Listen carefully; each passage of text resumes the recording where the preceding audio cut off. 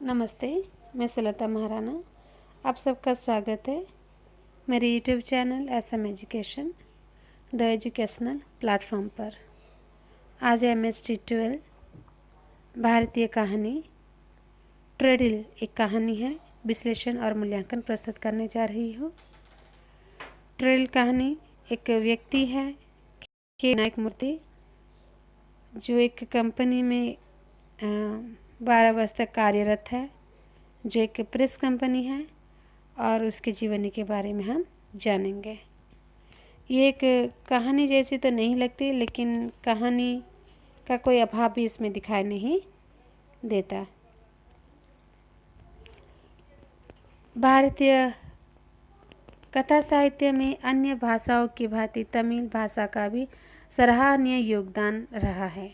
तमिल के साहित्यकारों, कवियों, लेखकों, उपन्यासकारों, नाटककारों आदि ने अपने अपने ढंग से साहित्य को समृद्ध किया है। इसी कड़ी में तमिल के बहुचर्चित और प्रसिद्ध कहानीकार डी जयकांतन ने तमिल कहानी को नई दिशा दी है। ट्रेडिल इनकी एक बहुत प्रसिद्ध कहानी है। हालांकि ट्रेडिल में कथा नहीं के बराबर है, फिर भी कहानीपन का अभाव दिखाई नहीं देता। कहानी का मुख्य पात्र के विनायक मूर्ति असुविधाओं और अभावों के बीच भी अपनी अदम्य जिजीविषा प्रदर्शित करता है। वह यंत्रवत हो चुके मानव जीवन में देखते हुए, जीवन रस घोलते हुए जीवन संघर्ष कर रहा है। वह जीवन को सरस और सुंदर बनाने के लिए सपनों को साकार करने हेतु प्रयास करता रहता है। विनायक मूर्ति अपने अभावों में घुटने वाला पात्र है। उसकी दिनचर्या नियमित है। ऐसे में जीवन और व्यक्तित्व का पंगु हो जाना स्वाभाविक है, लेकिन कथाकार ने कथानायक को उबाहट भरी दिनचर्या से बचा लिया है। नीरस जीवन को सरस बनाने के लिए किए गए प्रयास प्रशंसनीय है। सबकी तरह विनायक मूर्ति भी ट्रेडिल में तब्दील हो जाता है, लेकिन उसने संघर्ष किया। वह लड़ता रहा, जूझता भी रहा, अभाव और असुविधाओं को पराजित करने के लिए उपाय ढूंढता रहा। भले ही पराजय हुई, लेकिन संघर्ष करना भी बड़ी बात है। प्रस्तुत कहानी में कथानायक के जरिए लेखक ने आधुनिक युग में मशीन बन चुके मानव जीवन की सच्ची तस्वीर पेश की है। अध्याय का विहंगावलोकन करते हैं। कहानीकार का रचना सारांश संसार देखते हैं। डी जयकांतन को तमिल का मोपासा कहा जाता है। इनकी गणना स्वतंत्र काल के प्रमुख कथाकारों में की जाती है। इनका जन्म 2 मई 1934 को तमिलनाडु के कडलूर में हुआ था। स्कूल में 4 वर्षों की औपचारिक शिक्षा प्राप्त करने के बाद इन्हें विद्यालय छोड़ना पड़ा, लेकिन स्व अध्ययन करते रहे। जयकांत ने साहित्य सेवा को ही जीवन का मूल मंत्र एवं आजीविका बनाया। कहानी, उपन्यास, उपन्यासिका, निबंध, कविता आदि विविध साहित्यिक विधाओं में रचना करने के साथ साथ पत्रिका का संपादन और चलचित्र निर्माण भी किया।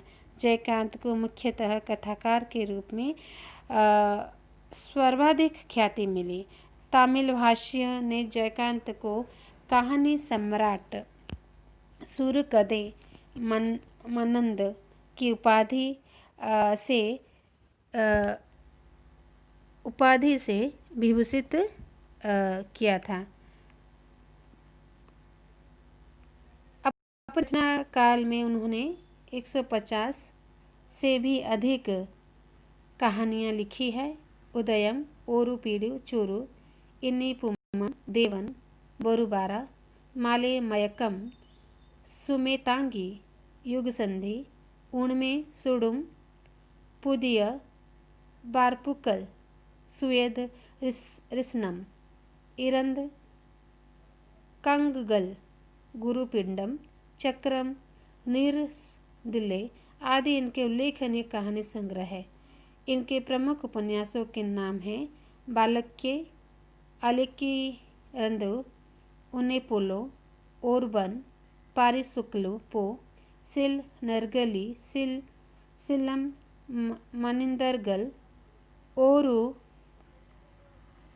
ओरू नडी है, नाढ़म, परकीखराल, ओरू मनिदन, ओरू बीडू, ओरू उलगम, जय जयशंकर, मनोबेली, मनिंदरगल, महायज्ञम आदि। जयकांत को सिल नेरगली नामक उपन्यास के लिए सन 1972 में साहित्य अकादमी पुरस्कार प्राप्त हुआ। साहित्यिक, सामाजिक, सांस्कृतिक और राजनीतिक विषयों पर भी उन्होंने अनेक निबंध लिखे।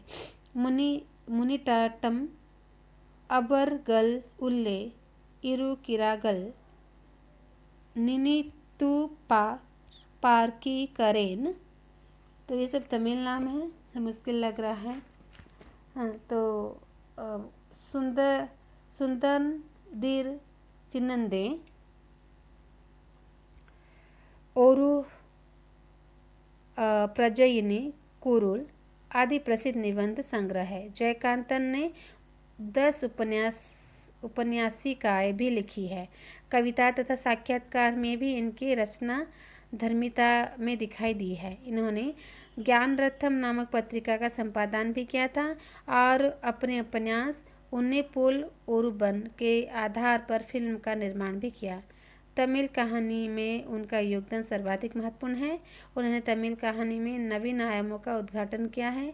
इनकी कहानियों में आम आदमी की सच्ची जीवन गाथाएं विद्यमान हैं। इन्होंने अपनी कहानियों के बारे में कहा है, मैं जैसा देखता हूँ उसे उसी रूप में अपने दृष्टिकोण से पाठकों को मेरी ये कहानियाँ दिखाने का प्रयास करता हूँ। जयकांत ने नाट्य लेखन और आत्मकथा लेखन में भी अपनी प्रतिभा का परिचय दिया है। परिसीकुपो इनका प्रसिद्ध नाटक है और इल्लक्कई पवदिनी कलेयुगुलगा अनुभवगल आत्मकथा है। आत्मकथा में इनके साहित्यिक दुनिया के अनुभव चित्रित है। अपना अपना अंतरंग नामक समीक्षा ग्रंथ में बाल सुब्रमण्यम ने जयकांतन की कहानियों की विशिष्ट पर प्रकाश डालते हुए लिखा है, जयकांतन की सबसे बड़ी विशेषता यह है कि वे अपने को आम आदमी से विशिष्ट नहीं मानते। उनके पैर सदा ही धरती पर जमे होते हैं। धूल मिट्टी के उबड़ खाबड़ कच्चे रास्ते पर चलकर झोपड़पट्टियों में जिन बाल लोगों के सुख दुख में शरीक होते हुए वे उसकी समस्याओं की तह तक पहुंच जाते हैं और अपनी रचनाओं में ढूंढते हैं। अपनी कहानियां और उपन्यासों में जयकांत ने हमेशा दलित और शोषित जन की वकालत की है। दंडपणि जयकांतन पर वामपंथी विचारधारा का प्रभाव पड़ा तथा धीरे धीरे वे सुब्रमण्यम भारती की रचनाओं से भी परिचित हुए और इनका प्रभाव उनकी रचनाओं पर सीधा सीधा देखा जा सकता है। जयकांतन का लेखकीय जीवन 1953 के आसपास तमिल की प्रसिद्ध पत्रिकाओं सरस्वती, थमराई, ग्राम उज्जैन और अनंत विकतन में उनकी प्रारंभिक कहानियां के प्रकाशन के साथ शुरू हुआ। लगभग 100 कृतियों के रचनाकार जयकांतन का तमिल साहित्य के साथ संपूर्ण भारतीय साहित्य को नया रूप देने में महती योगदान रहा है। उनकी रचनाएं जटिल मानव स्वभाव और भारतीय यथार्थ के प्रामाणिक दस्तावेज के रूप में जानी जाती हैं। इन्हें अपनी साहित्य सेवाओं के लिए 2009 में पद्म भूषण, 2002 में ज्ञानपीठ पुरस्कार और 1972 में साहित्य अकादमी का अनुवाद पुरस्कार प्रदान किया गया था। रूस ने 2011 में ऑर्डर ऑफ फ्रेंडशिप से इन्हें सम्मानित किया। जयकांत को अग्नि प्रवेश तथा युग संधि जैसी मौलिक अवधारणाओं वाली कहानियों के माध्यम से प्रसिद्धि मिली। भारतीय ज्ञानपीठ प्रकाशन ने अपनी पुस्तक अधूरे मनुष्य में लिखा है कि इन्हें अपनी कहानियों के माध्यम से सदियों से धर्म तथा नैतिकता के नाम पर आम आदमी का दमन करने वाली सामाजिक व्यवस्था पर कुठारघात किया है। नैतिकता के ठेकेदारों ने इनके लेखन की निंदा भी की, परंतु ये ऐसी आलोचनाओं से पूरी तरह अप्रभावित रहकर भ्रष्ट मूल्य प्रणाली पर लगातार आक्रमण करते रहे और दलित पीड़ित जनता की आवाज़ बन गए। तमिल कहानी की परंपरागत और जयकांतन। संस्कृत की भांति तमिल भी अत्यंत प्राचीन भाषा है और कुछ संदर्भों में तो इसे संस्कृत से भी पुराना माना जाता है। संस्कृत और तमिल दोनों में प्रारंभ से ही कथा परंपरा रही है, परंतु संपूर्ण भारतीय साहित्य की भाषा की तरह तमिल के कहानी साहित्य पर भी 20वीं शताब्दी की आधुनिक कहानी का, हालांकि 18वीं शताब्दी में वीर मुनिवर की परमार्थ कुरु कदे और 19वीं शताब्दी की श्रीलंका के संदियाको की कथा चिंतामणि आदि का उल्लेख तमिल कहानी के रूप में मिलता है। आधुनिक तमिल कहानी को नई राह बेशु अय्यर के कहानी लेखन से मिली। उन्होंने आधुनिक तमिल कहानी का जनक भी कहा जाता है। उनके कहानी संग्रह के नाम मंगेयकर सीनी कादल, बेशु अय्यर की कहानियाँ वीरता, प्रेम, करुणा आदि भावों से उत्प्रोत है तथा इनकी कहानियों के नायक नायिका आदर्शवादी है। इनकी कुछ कहानियाँ यथार्थवादी भी हैं। तमिल के प्रसिद्ध कवि सुब्रमण्यम भारती के नाम संपूर्ण भारतीय साहित्य में बड़े आदर के साथ लिया जाता है। सुब्रमण्यम भारती ने राष्ट्रीयता के भरपूर कविताएं लिखी और सम्मान व प्रसिद्धि प्राप्त की। स्वर्ण कुमारी, त्रिंडिया शास्त्री आदि कहानियां ने भी आधुनिक तमिल कहानी के विकास में महत्वपूर्ण भूमिका निभाई।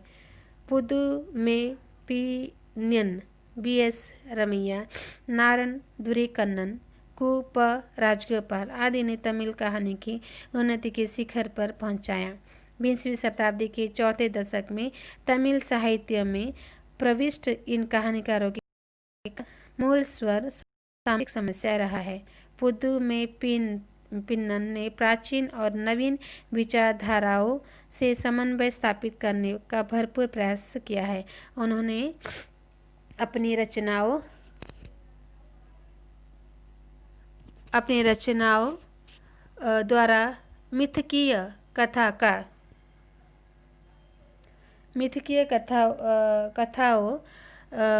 का युगानुकूल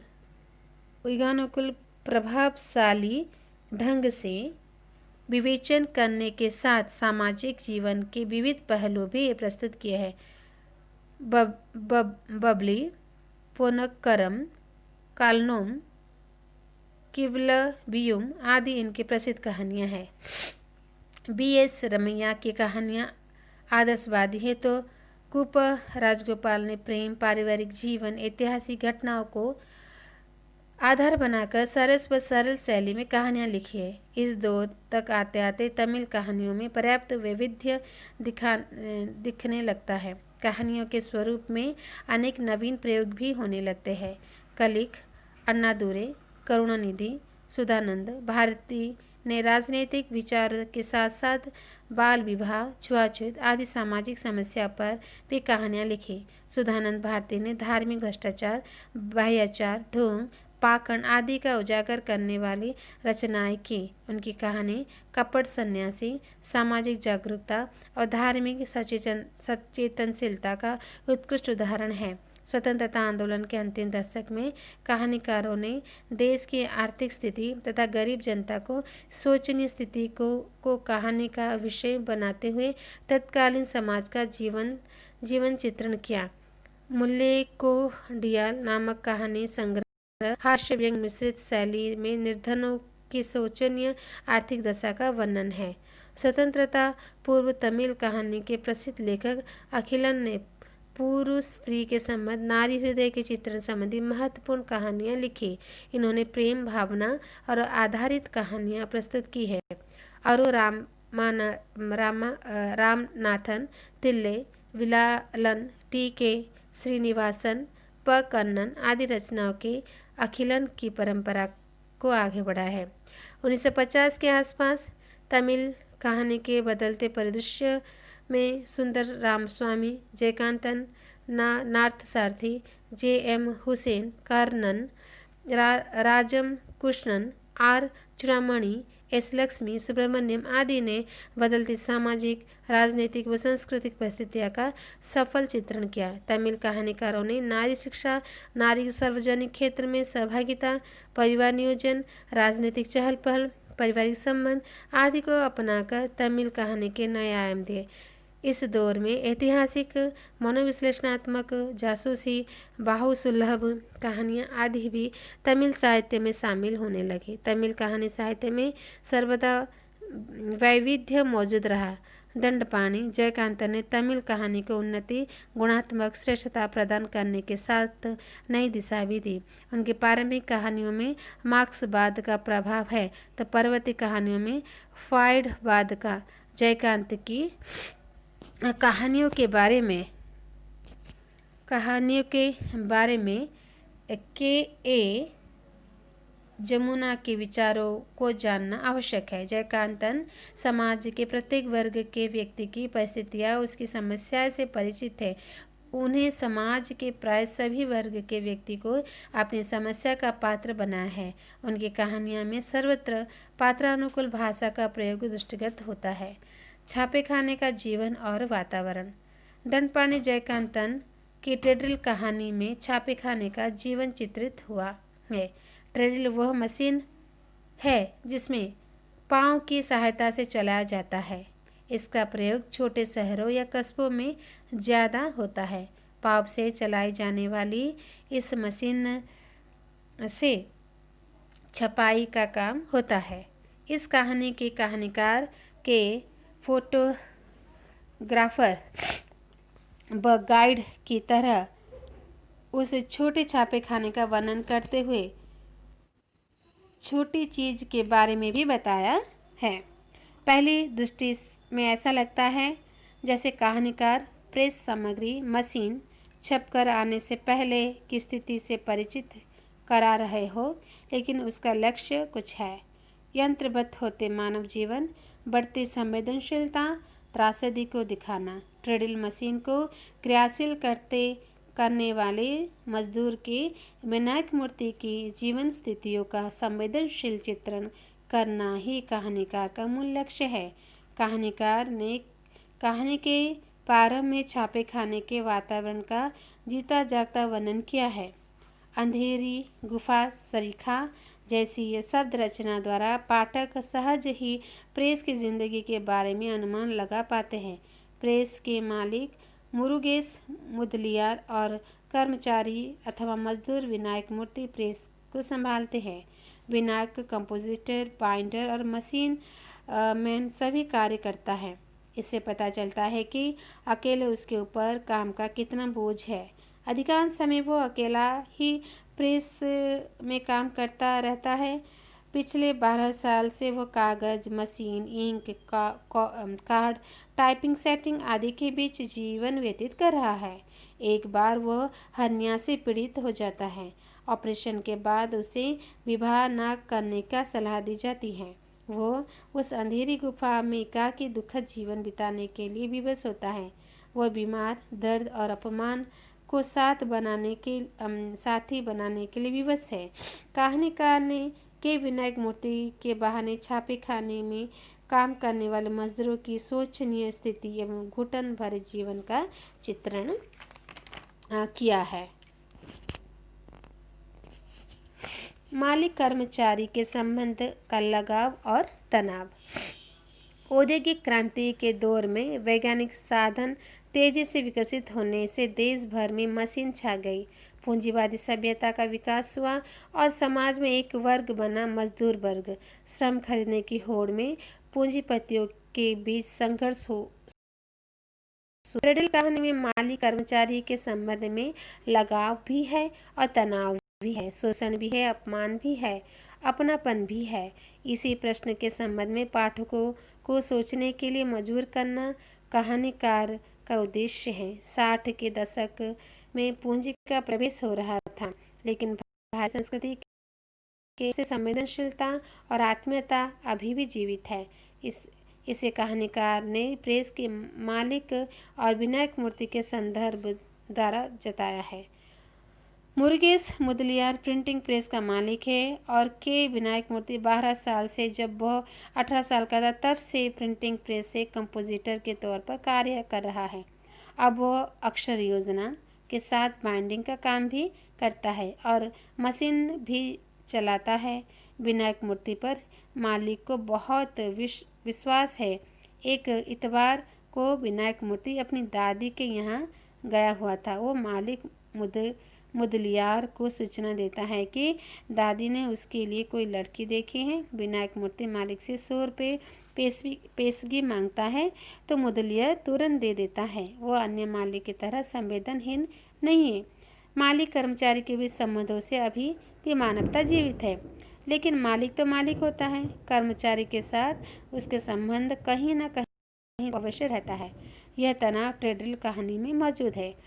मुदलियर कहता है, आपको मालूम है कि विनायक मूर्ति का वेतन 20 रुपये है, लेकिन काम की भीड़ और मुदलियर के मूड के मुताबिक चाय पीने या नाश्ता करने के लिए समय समय पर मिलने वाली फालतू आमदनी को जोड़ देते हैं तो तनख्वाह 30 रुपये तक पहुंच जाए।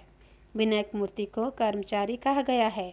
मालिक उसी तनख्वाह देख रहा है, लेकिन श्रम के नाम पर उसका जो शोषण करता है वह नहीं दिखाई देता। इसके आधार पर विनायक मूर्ति को आज मजदूर भी कह सकते हैं। 20 साल का प्रेस है, 12 वर्षों से विनायक मूर्ति कर्मरत है। उसके श्रम के आधार पर मालिक ने एक छोटा सा मकान बना लिया है और विनायक मूर्ति दाल भात खाकर जीवित है। यही पूंजीवादी व्यवस्था का सच है जिसे कहानी का सामने लाना चाहता है। मशीन में गड़बड़ी आने से मशीन बंद होने पर मुदलियर चिल्लाने लगता है और वह चिल्लाकर अपना वर्चस्व कायम रखना चाहता है और काम का दबाव हमेशा नौकर पर पड़ता है। विनायक मूर्ति हमेशा मुदलियर का हुक्म पूरा करता रहता है। पूरी कहानी में मालिक और मजदूर में एक तनाव जारी रहता है, लेकिन इससे मजदूर या कर्मचारी का कोई विरोध नहीं है, संघर्ष भी नहीं है। कहानीकार जयकांतन ने बिना विरोध प्रदर्शित कराए भी पूरा विरोध दिखाया है। कहानी के पाठक को विनायक मूर्ति की दो स्थितियों का अनुभव करवाना भी एक तरह की विरोध ही है। शायद विनायक मूर्ति की लाचारी और व्यवस्था को प्रदर्शित करने ही लेखक का उद्देश्य है। इस तनाव में लाघव भी है, भले ही यह लाघव मुदलियर के हृदय में हो। पसीने से तर बतर विनायक को तेजी से मशीन पर काम करते देख मुदलियर ने मन ही मन कहा, बेचारा बैल की तरह काम करता है, फिर ले ये पैसा रात के खाने के लिए रख ले। अतः यह कहा जा सकता है कि ट्रेडल कहानी में मालिक कर्मचारी का संबंध एक खास प्रकार का है। जहाँ लगाव है तो तनाव भी है, जिसे अभिव्यक्त करने में लेखक सफल रहा है। फिर हम देखते हैं मजदूर का जीवन और सपनों का टूटना। कहानीकार जयकांत ने ट्रेडल कहानी के साथ नायक के जीवन की समस्याओं को उजागर करने के साथ पंडित, दलित, शोषित, निर्धन, मजदूर जीवन समस्या को जैसा अंकन जयकांतन ने किया है, वैसा कोई भी तमिल कहानीकार नहीं कर पाया है। जयकांतन ने कहानी में एक जगह दिखाई है कि विनायक मूर्ति अपने मालिक के मूड पर जीवित रहता है। मूड ठीक होने पर मुदलियर प्रसन्न होकर चाय के लिए कभी अठन्नी कभी चवन्नी देता है। उसे भोजन के रूप में अनवरत काम के बदले दाल भात मिलता है। कहानीकार ने इस कहानी में मजदूरों की निर्धनता और अकेलेपन को मुद्दे उठाया है। हार्निया होने पर सरकारी अस्पताल में उसका ऑपरेशन होता है। जयकांतन ने 3 शब्द में मजदूर जीवन की जीवन पूर्णतया अभिव्यंजित किया है, बीमारी, दर्द और अपमान। मजदूर भी मनुष्य होते हैं और अपने सपनों को पूरा करने के लिए दर्द भी सहते हैं और अपमान भी झेलते रहते हैं। उनके सपने आजीविका से संबंधित अथवा जीवन की आवश्यकता से जुड़े होते हैं। विनायक मूर्ति का भी विवाह करने और घर बसाने का सपना है। दूसरे निर्धनों की तरह विनायक मूर्ति का सपना भी चूर चूर हो जाता है। ऑपरेशन के बाद डॉक्टर रह जाता है। डॉक्टर उसे विवाह न करने की सलाह देता है। 12 वर्ष से से सजाया गया उसका सपना अ, मिट्टी में मिल जाता है। काम पर लौटने पर मुदलियर उसका वेतन 10 रुपये बढ़ा देता है। विवाह के लिए के तौर पर 100 रुपये देने का ऐलान भी कर देता है, लेकिन विनायक मूर्ति अपनी पीड़ा को अभिव्यक्त भी नहीं कर सकता। विनायक मूर्ति का सपना टूटने के माध्यम से कहानीकार ने पूरे मजदूर वर्ग के सपने टूटने और उसकी पीड़ा का स्वयं ही सहन की विडंबना की और संकेत किया है। उसकी ओवर टाइम दाम्पत्यम देवन बरूबार जैसी कहानियाँ में भी मजदूरों के जीवन की समस्या चित्रित हुई है। ओवर टाइम शीर्षक कहानी का कथानायक एल्लू मल्ली एक गरीब कंपोजिटर है। उसका सपना है कि अपनी बेटी का विवाह कराना, इसलिए वो धन जुटाने के लिए चिंतित रहता है। वह दिन रात काम करते हुए बीमार हो जाता है और प्रेस में ही दम तोड़ देता है। ट्रेडिल कहानी ओवर टाइम के आगे की कहानी है, क्योंकि विनायक मूर्ति सपना टूटने पर भी अद्यम जिजीविषा प्रकट करता है। वो जीवन यथार्थ को झुठलाने का प्रयास में वेस्ट सीट के बहाने मशीन रोककर कैसों के बीच में तह तह करके रखे हुए कागज निकालकर देखता है कि विनायक मूर्ति और सौभाग्यवती अनसुया का शुभ विवाह। वह जीवन में अभावों के बावजूद पराजित नहीं होना चाहता। किसी काल में चिरंजीवी श्रीधर नाम के बदले अपना नाम सेट कर लिया। यह मजदूरों के संघर्षमय जीवन दुख भरी जिंदगी में पल भर मुस्कान लाने का प्रतीक है। कहानीकार यही दिखाना चाहता है कि प्रतिकूल से प्रतिकूल परिस्थितियों में भी जीवन सुधार रस का संधान कर लेना मजदूर वर्ग की सबसे बड़ी विशेषता है। गलत शब्द छापने पर विनायक का ठहाका मारकर हंसना, कष्ट झेलते हुए, अभावों से जीते हुए, असुविधाओं का सामना करते हुए भी जीवन के प्रति आशा को दिखाता है। ये मजदूर वर्ग की विशिष्टता है जिसे कहानीकार ने अत्यंत सहज और स्वाभाविक ढंग से चित्रित करने का सफल प्रयास किया है। यह कहानी हमें विपरीत परिस्थितियों में भी जीवन के अर्थप्रद बनाने की प्रेरणा देती है। मनुष्य से मशीन बन जाने की त्रासदी। आगे की प्रसिद्ध कहानी रोज की नायिका मालती की अंतर्द्वंदग्रस्त मानसिक स्थिति, शारीरिक तथा मानसिक जड़ता आदि के कुशल चित्रण के साथ साथ घंटा ध्वनि गिनने गिनाने में मालती के जीवन की एक रास्ता और उसकी त्रासदी का मार्मिक वर्णन हुआ है। लेकिन ट्रेडिल कहानी के विनायक मूर्ति के माध्यम से जयकांतन ने आगे से भी गंभीर चिंता यानी मनुष्य में मशीन बन जाने की त्रासदी की और संकेत किया है। कहानी का प्रारंभ ट्रेडिल मशीन की गतिशीलता से होता है। कहानी का अंतिम वाक्य है, हाँ, दोनों ट्रेडिल मशीन गतिशील हो गई। यह पाठक सोचता है कि दूसरी ट्रेडिल मशीन कहाँ से आई। जयकांतन ने विनायक मूर्ति को ही दूसरी ट्रेडिल मशीन के रूप में दर्शाया है। यह अंतिम वाक्य पाठक की हृदय को झकझोर कर रख देता है और यही लेखक का उद्देश्य भी है। मानव प्रेम, करुणा, सहानुभूति, सहृदयता, संवेदन आदि भावों से भरा होता है, लेकिन मशीन की कोई इच्छा नहीं होती। ऐसी ही स्थिति कहानी के नायक की भी हो गई है। यानी जैसे मशीन की कोई इच्छा नहीं होती, विनायक मूर्ति की भी कोई इच्छा नहीं है, तो विनायक मूर्ति को भी एक मशीन की तरह देखा जा रहा है। विनायक मूर्ति द्वारा कहानीकार ने पूरे मजदूर वर्ग के मशीन बनने की पीड़ा को दर्शाया है। आधुनिक ज्ञान विज्ञान के विकास से मानव को ढेरों साध न मिले, लेकिन इन साधनों ने ही मनुष्य को अपना दास बना लिया और मनुष्य संवेदनहीन होता चला गया। पूंजीवादी सभ्यता में पूंजी की सर्वोच्चता ने मानवीय गुणों को लील लिया है, मानव यंत्र बन गया है। इस दृष्टि से ट्रेडिल कहानी को अर्थवत्ता स्वयं सिद्ध है। कहानी में एक दूसरा मार्मिक प्रसंग है। जब महीने भर के बाद अस्पताल से छुट्टी पाकर विनायक काम पर लौटता है, वो कारखाने में घुसने पर मशीन को गले लगाता है। यहाँ कहानीकार ने यह दिखाया है कि मनुष्य की आत्मीयता उसे निर्जीव के साथ भी आत्मीय बना देता है। तो इस प्रकार हमने ट्रेडिल कहानी को यहाँ पर पूरी तरह से हमने यहाँ पर प्रस्तुत किया है। इसमें बहुत सारे प्रश्न आ सकते हैं। ट्रेडिल कहानी के आधार पर छापे खाने के जीवन और वातावरण का विस्तार से वर्णन कीजिए। और जयकांतन ने मजदूर के कष्टप्रद जीवन और अंतर मन का बारीकी से चित्रण किया है। इस पर कथन कीजिए। और हो सकता है जयकांतन ने पूंजीवादी अर्थव्यवस्था के दुष्परिणामों तथा अमानवीयता को उजागर किया है। इस कथन की आलोचना कीजिए। और ये भी प्रश्न आ सकता है, तमिल कहानी के विकास में जयकांतन के अवदान पर विचार कीजिए। तो इस प्रकार के प्रश्न हो सकता है। और भी एक प्रश्न हो सकता है, ट्रेडिल कहानी में चित्रित मालिक कर्मचारी के संबंध पर एक निबंध लिखिए।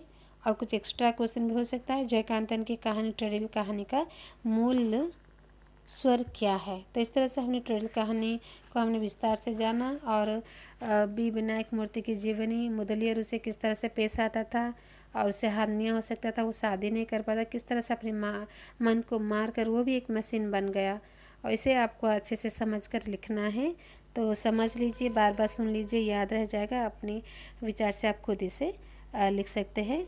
तो आप ज़रूर मेरे चैनल को लाइक कीजिए, शेयर कीजिए, कमेंट्स कीजिए और सब्सक्राइब कीजिए, बेल आइकन को प्रेस कीजिए, जिससे मुझे और भी प्रेरणा मिले कि मैं इसे आगे बढ़ा सकूं, आपके सामने पेश कर सकूं एक एक कहानी। तो धन्यवाद।